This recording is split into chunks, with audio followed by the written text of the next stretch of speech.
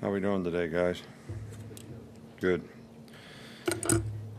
Well, obviously, today was the first day in pads, which I think this acclimation period is very, very good for player safety and for players to work their way back into getting in shape to play football. To go 2 days in shorts and helmets, 2 days in shoulder pads, and then put full pads on is probably a good thing. We got chased inside today because of the weather. But I think all in all, we've had a lot of heavy install, like we always do these first 5 days. We've got a lot of young players out there, especially on defense, that it's been a real challenge for them probably to keep up with knowing what to do, how to do it, why it's important to do it that way. But now as we go back, we kind of start all over, so to speak, in this next practice tomorrow to try to emphasize some things so that they'll get another opportunity to learn, again. It's been a big thing for us to try to get the kind of effort, the kind of toughness, the kind of discipline that we need. We've had some great speakers here, these first 3 or 4 days of camp. Some of the real quotes that I remember is, why is it so hard to give 100% when it's 100% up to you?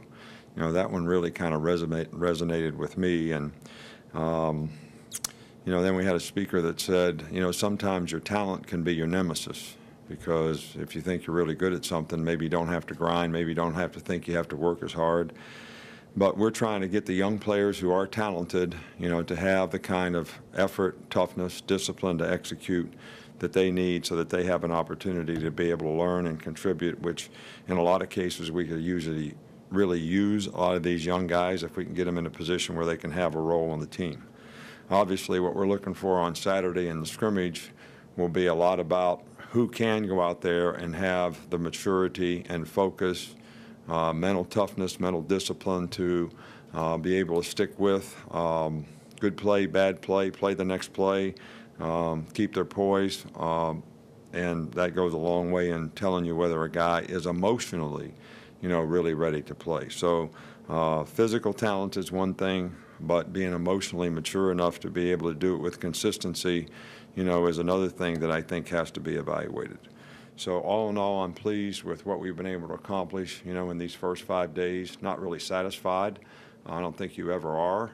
I love this part of what we do. I love the process of going through teaching and trying to bring along young players and try to help develop, the kind of team chemistry that we need to have a chance to be successful. Stephon Wynn did get injured yesterday in practice. It's not a surgical type injury, but it is a ligament strain that will probably keep him out for a little bit of time. So, we hate to lose anybody. We need all the help we can get and all the depth we can, especially with big people, especially in the front seven. We'll start with Cecil right here in the middle. Coach, at media days on Saturday, Jalen had some comments in which he seemed frustrated about some things. I know you speak to the players all the time, but have you had a chance to talk to him specifically about that? And then I have a follow-up. Yeah, and my comments were, every player has a right to express what he feels and what he thinks. And I think he has every right to do that with every coach or anybody in the organization that he has relationships with, which, we certainly do quite often with all players at all positions. But, look, this is probably a lot more important to people outside this organization than it is to people inside. I don't think this has any effect on our team. I've talked to a lot of the team leaders. The players are focused on what they need to do. The rhetoric will not have anything to do with who's the quarterback. That will obviously be decided on the field by how people execute, how they do their job. Same parameters that we talked about before in terms of who wins the team. And winning the team goes along with execution, leadership, players having confidence and belief, and that's not going to change. So I don't really have any more to say about it than that. I don't think it's anything that has affected our team one way or the other. Thank you. We'll go front right here with Christian. How has Shaheem Carter progressed, especially this last offseason? Shaheem is a guy that's really a bright guy, really knows the system really well, can make a contribution at star or money, has played some corner for us in the past. So he's kind of a jack of all trades right now, and I think that we need for guys like Shaheem Carter, who has shown and demonstrated leadership ability in the secondary, to be able to go out there and execute consistently and do their job, and he's made a lot of progress in this offseason. Come back on this side with Charlie. Just want to ask you about Josh Jacobs and his progress, and if he's a full go after his injury this spring. Yeah, he's absolutely 100%. He's had a really good, first 5 days of camp. Very explosive, very quick, very fast. Doesn't seem to have any issues. Has been able to take all the reps. Has done extremely well. Come back over here on the left with Michael. You've got the ESPN cameras following you around everywhere. How do you, ignore that? Does it ever get into your mind that, that these guys are around filming you? No, I don't really ignore it, which may be an issue because there may be some bleeps in there every now and then that I'm counting on them to utilize their technical skills to make sure that we don't say anything we shouldn't say, which we don't do very often. We're usually very positive, trying to teach the players in a positive way. But, things like lack of effort, guys not focused, not paying attention, that mental energy and mental toughness to be able to sustain things, I think is something that sometimes probably frustrates me as much as anything as a coach. But when it comes to the result that you get, it's more about how did you do it, how can we fix it, how can we help you get better. I think there's a lot of things about our program that,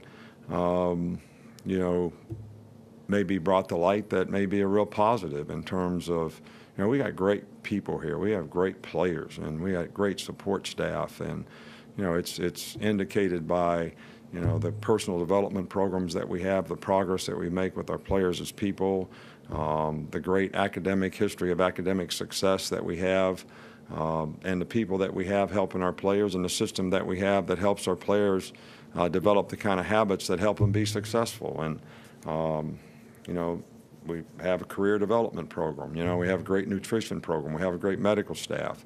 We've got a good bunch of coaches who do a really good job of teaching and developing players, which is, sort of been the history around here in terms of the number of guys that have had great careers here and had success here, and the number of guys that get the opportunity to play at the next level. So there's a lot of good things about that, and we don't mind it. Sometimes it gets brought to light. Back over on the right with Ben. I wasn't sure if you're able to comment on the commitment you got earlier today, but if you could, just how you expect him to help and maybe when he might be here. I don't think I am. That's, I get orders, when I come to work from certain people. I get orders when I get home from certain people,